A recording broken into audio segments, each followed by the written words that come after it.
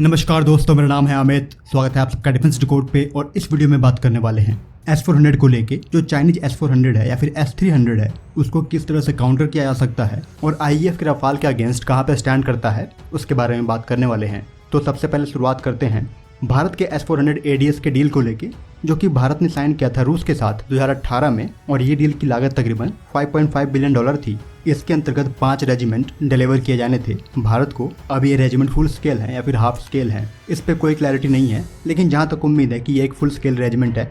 तो इसको लेके जो पहले ऑफिशियल वर्ड थे वो ये थे कि इसकी जो डिलीवरी है भारत को वो 2021 के अक्टूबर में शुरू की जाएगी।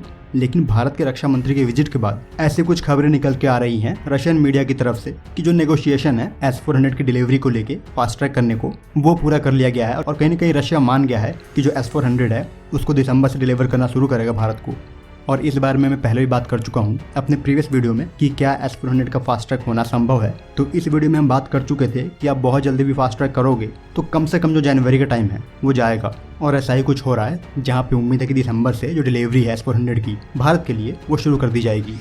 अब बात करते हैं चीन के S-400 को लेके, जो कि उन्होंने कुछ रिपोर्ट के मुताबिक भारत से सटे जो फॉरवर्ड एरिया है वहाँ पे डिप्लॉय किए हैं। तो कहीं ना कहीं ये चीज़ संकेत करता है कि PLAGF काफ़ी डर गई है। तभी जो स्ट्रिक्ट डिफेंसिव मेजर्स हैं वो उन्होंने लिए हुए हैं। और डरने के पीछे लॉजिक भी है कि जब उन्होंने पूरी प्लानिंग करके भारतीय सेना पर आक्रमण किया था 15 जून की रात को, उसके बाद भी तकरीबन उनके 35 सैनिक मारे गए थे। जहाँ पे जो प्लानिंग थी वो उन्हीं की थी।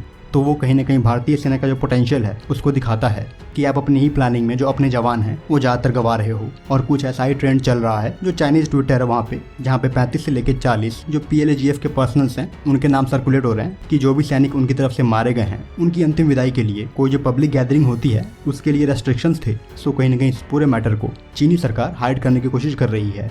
और इसी होपलेस सिचुएशन में ये जो S-400 है वो सामने कर दिए गए हैं कि पता नहीं क्या हो जाए। अब जानते हैं कि S-400 को या फिर ट्रायम्फ एयर डिफेंस सिस्टम को किस तरह से टैकल किया जा सकता है।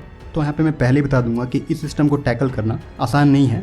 उसके लिए हमें देखना पड़ेगा कि कौन कौन से जो रडार हैं वो एक सिस्टम में आते हैं। तो 3 तरह के जो रडार हैं वो एक सिस्टम में आते हैं। पहला आपका इसमें big bird acquisition and battle management radar, जिसका जो कोड नेम है वो 91N6E है। इस रडार की जो रेंज है वो 600 किलोमीटर है। ये रडार बेस्ड है S बैंड पे, जो कि प्राइमरली एक सर्विलेंस और ट्रैक रडार है जो टारगेट को पकड़ता है पहली बार। और इसमें मैं एक और की पॉइंट ऐड करना चाहूँगा जो कि इस रडार को जैमिंग के अगेंस्ट स्ट्रॉन्ग बनाता है, और वो है इसमें दिया गया ऑक्सिलरी एंटीना और रिसीवर। और ये जो ऑक्सिलरी एंटीना और रिसीवर हैं ये बेसिकली क्या करते हैं कि अगर आप कोई जैमिंग फ्रीक्वेंसी भेजोगे तो उसको ये कैंसिल आउट करने में सक्षम होते हैं। सो अगर कोई जैमिंग फ्रीक्वेंसी सिर्फ एक सोर्स से आ रही है तो वो इसका कुछ खास बिगाड़ नहीं पाएगी।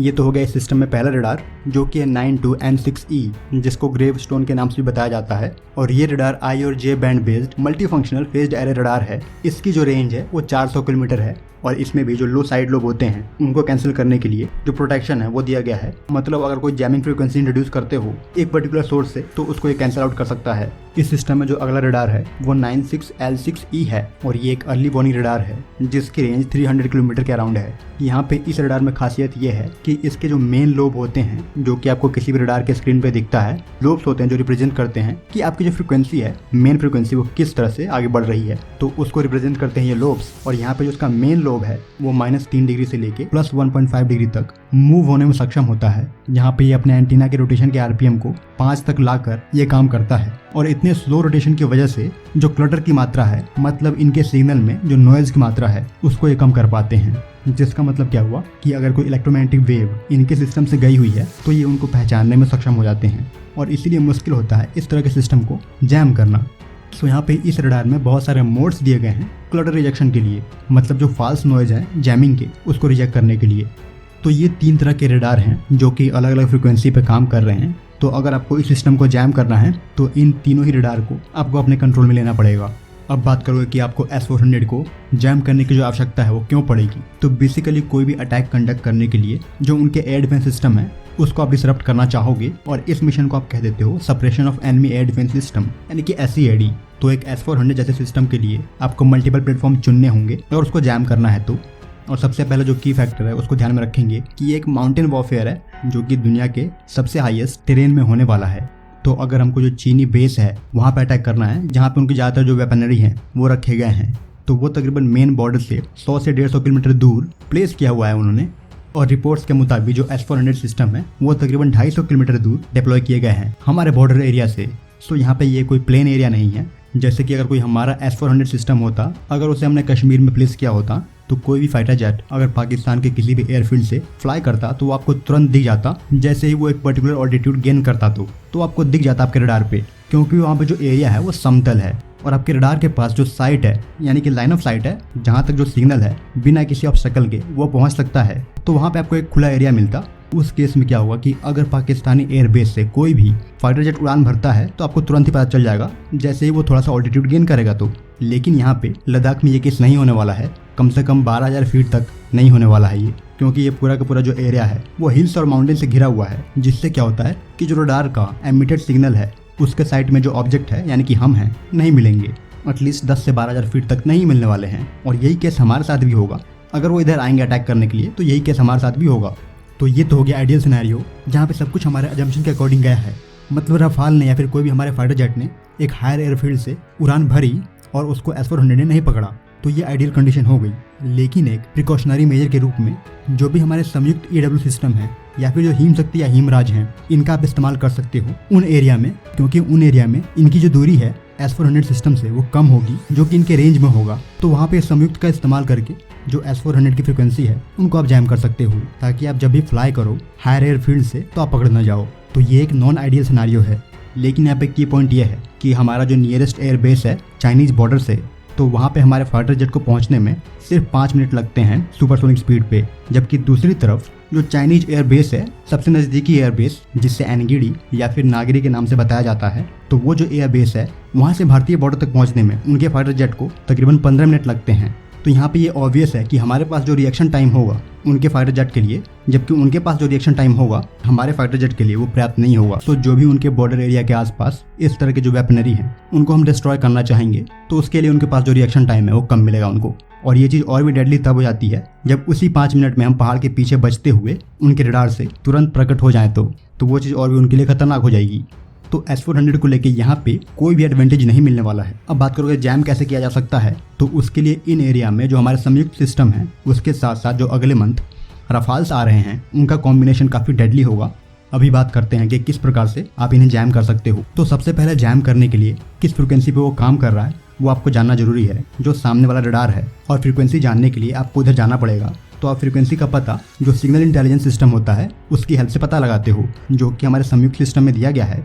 लेकिन ये एरिया हिली एरिया है, तो यहाँ पे जो सिग्नल इंटेलिजेंस है, स्पेशली जो ग्राउंड बेस्ड सिगेंट है, उनकी जो वर्किंग है वो कॉम्प्लिकेटेड होगी। तो आप यहाँ पे क्या कर सकते हो, अगर आपके पास कोई ड्रोन है जो कि सिगेंट का काम कर सकता है यानी कि सिग्नल इंटेलिजेंस का काम कर सकता है, तो उसको आप भेज दोगे दुश्मन की टेरिटरी में और वहाँ पे वो पता लगा के आ जाएगा कि जो पर्टिकुलर फ्रिक्वेंसी है वो कौन सी है, क्योंकि आपके जैमर्स को उसी फ्रिक्वेंसी रेंज में जो जैमिंग फ्रिक्वेंसी है वो जनरेट करनी होती है, ताकि दुश्मन का जो EMW सिग्नल है उसके रडार का आपके ऊपर टकराया है और वो वापस होके जाएगा, जिसमें कुछ फेज डिले होगा। और जब वो रिटर्न हो रहा सिग्नल दुश्मन के पास वापस पहुंचता है, तो जो एक दूरी है आपके और रडार के बीच में, उस दूरी फैक्टर को सामने रखते हुए जो कैलकुलेशन है जैमिंग सिग्नल की वो की जाती है और वो जनरेट की जाती है। सो अगर आपका कोई ड्रोन है वो इंटेलिजेंस लेके आ गया सिग्नल के लिए, तो आपका जो काम है वो और आसान हो जाएगा। और वहाँ पे जो संयुक्त मेला का जैमिंग सिस्टम है ECM वो पिक्चर में आ जाएगा और वो भी अपनी जैमिंग फ्रिक्वेंसी छोड़ने लग जाएगा। और दूसरी तरफ आपको तो अटैक करना है, तभी आप ये सारी प्लानिंग कर रहे हो। तो आपके जो रफाल्स हैं वो उड़ान भरेंगे और रफाल्स के पास एबिलिटी है कि वो लो टेरेन में फ्लाई कर सकता है, क्योंकि इसमें मल्टीपल सेंसर दिए गए हैं जो कि इसको कैलकुलेट करके बताते रहते हैं कि आपके सामने कोई पहाड़ है या फिर जो आपका ऑल्टीट्यूड है वो आप और भी नीचे करोगे तो किसी पहाड़ी से टकरा जाओगे। तो ये सभी की सभी जो फीडिंग्स है वो रफाल को मिलती रहती हैं और इसकी वजह से ये लो ऑल्टीट्यूड पे फ्लाई कर सकता है। वहीं पर रफाल के साथ जो क्रूज मिसाइल दिया गया है उसके पास भी एबिलिटी है, यानी कि स्कैल्प के पास भी एबिलिटी है कि वो लो ऑल्टीट्यूड पे पहाड़ों के बीच में बचते हुए जो एयर डिफेंस सिस्टम है उसको चकमा दे दे। लेकिन रफाल में जो सबसे खास बात यह है, इसका जो स्पेक्ट्रा सिस्टम है वो, यहाँ पे आपको S-400 के 3 रडार को जैम करना है जो कि अलग अलग फ्रिक्वेंसी पे काम कर रहे हैं और उनमें कुछ जो ऑक्सिलरी एंटीना है और रिसीवर है वो भी दिए गए हैं। तो इन सब चीज़ों को अगर आप ध्यान में रखोगे तो यहाँ पे मल्टीपल रफाल को अलग अलग फ्रिक्वेंसी के लिए जो जैमिंग सिग्नल है वो जनरेट करना पड़ेगा, क्योंकि वहाँ पर जो रडार हैं वो अलग अलग फ्रिक्वेंसी पे काम कर रहे हैं। तो इसमें दिया गया जो स्पेक्ट्रा सिस्टम है वो वाइड बैंड की फ्रिक्वेंसी को देखते हुए जो जैमिंग सिग्नल है वो जनरेट करने में सक्षम है, यानी कि जो एक कैंसिलेशन सिग्नल है उसको ये जनरेट कर सकता है। और जब आपका सिस्टम एक कैंसिलेशन सिग्नल जनरेट कर लेता है तो वो बेसिकली क्या करता है कि सामने से दुश्मन के रडार से जो सिग्नल आ रहा है उसको कैंसिल आउट कर देता है और जिसकी वजह से आप रडार से गायब हो जाते हो। हालांकि S-400 को लेके अभी जो इसका सॉफ्टवेयर है रफाल का वो उस प्रकार का अपडेटेड नहीं होगा, लेकिन जो आपके ड्रोन लेके आए हैं डेटा दुश्मन के रडार के सिग्नल के बारे में, तो उसकी हेल्प से जो स्पेक्ट्रा का फीड है वो अपने आप को अपडेट कर पाएगा S-400 की फ्रिक्वेंसी के अकॉर्डिंग। सो यहाँ पे जो स्पेक्ट्रा सिस्टम है वो की रोल निभाने वाला है। अगर आपके पास कोई भी ड्रोन का डेटा भी नहीं है तो रफाल के अंदर जो दिए गए ESM है RWR, वो किसी भी दुश्मन के रडार की फ्रिक्वेंसी पता लगाकर उसी के अकॉर्डिंग जो सिग्नल है वो जनरेट करेगा। हालांकि जो इसके ऊपर सिग्नल टकराएगा वो मल्टीपल फ्रिक्वेंसी के होंगे, क्योंकि जो S-400 में रडार हैं वो अलग अलग फ्रिक्वेंसी पे काम कर रहे हैं। तो यहाँ पे आपके पास हवा में अगर मल्टीपल रफाल होंगे तो जो प्रोबेबिलिटी है एक पर्टिकुलर जैमिंग सिग्नल को जनरेट करने की वो बढ़ जाएगी। रफाल का जो अगला एडवांटेज होगा वो क्या होगा कि अगर मान लो ये पकड़ा भी गया है और इसके ऊपर अगर कोई मिसाइल लॉन्च हो जाती है तो इसके पास एक कामयाब जो टोर डिकॉय सिस्टम है वो भी दिया गया है, जो कि X-Guard टोर डिकॉय सिस्टम है। और इसकी हेल्प से क्या होगा कि जो भी इसको S-400 की मिसाइल फॉलो कर रही है तो उसके अटैक को ये अपने ऊपर ले सकता है या फिर उसको भटका सकता है। और जब आपके रफाल ऊपर फ्लाई कर रहे होंगे तो नीचे ग्राउंड पे जो संयुक्त EW सिस्टम है या फिर जो हिमराज EW सिस्टम है ये भी अपने जो जैमिंग सिग्नल है वो रिलीज करेंगे, जिसकी जो रेंज है अभी पब्लिक डोमेन में क्लियर नहीं है, लेकिन जो कवरेज रेंज है वो 1500 किलोमीटर तक बताई जाती है। तो ऑब्वियसली जो जैमिंग नॉइज पहुंच रहे होंगे S-400 के पास वो मल्टीपल होंगे। सो वहाँ पे जो रिजेक्शन होगा वो करना कहीं ना कहीं डिफिकल्ट होगा। और ऐसा ही तकरीबन 2012-2013 में हुआ था, जहाँ पे रफाल के स्पेक्ट्रा ने S-300 को जैम कर दिया था। जो पूरा वाक्य है उसका जो एक स्क्रीनशॉट है वो यहाँ पे मैं डाल दूंगा। सो कुछ इस प्रकार से आप S-400 को टैकल कर सकते हो। यहाँ पे अगर आप Su-30 MKI को पिक्चर में लाना चाहोगे तो MKI पे जो इजरायली ELL-A22 है वो मल्टीपल MKI पे लाकर जो एक जैमिंग सिग्नल है उसको जनरेट करने को लेकर आप ट्राई कर सकते हो। तो उससे भी जो S-400 है वो टैकल किया जा सकता है। या फिर आप दूसरा काम ये कर सकते हो कि अगर आपके पास कोई एंटी रेडिएशन मिसाइल है तो वो आप लॉन्च करके S-400 को तबाह कर सकते हो। लेकिन यहाँ पे ये जो रास्ता है इस रास्ते पे दुश्मन को आपके बारे में पता चल जाएगा। सो ये कुछ तरीके हैं जिससे कि आप S-400 को टैकल कर सकते हो, स्पेशली माउंटेन वॉरफेयर में। तो फिलहाल इस वीडियो में इतना ही। जय हिंद।